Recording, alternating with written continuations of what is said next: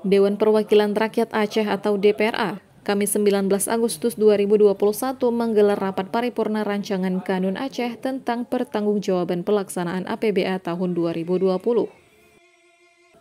Rapat dipimpin Ketua DPRA, Dahlan Jamaluddin dengan turut dihadiri Gubernur Aceh Nova Iriansyah, pimpinan DPRA, serta anggota. Laporan hasil pemeriksaan atas laporan keuangan pemerintah Aceh dari BPKRI.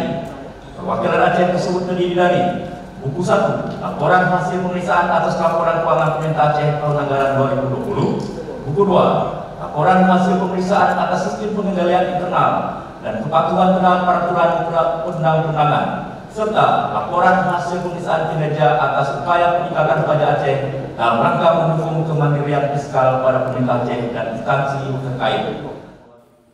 Pada tahapan awal paripurna mengagendakan pembacaan laporan tim Badan Anggaran DPRA yang sejak beberapa hari terakhir menelaah laporan dan mempertanyakan sejumlah temuan dalam pengelolaan APBA 2020.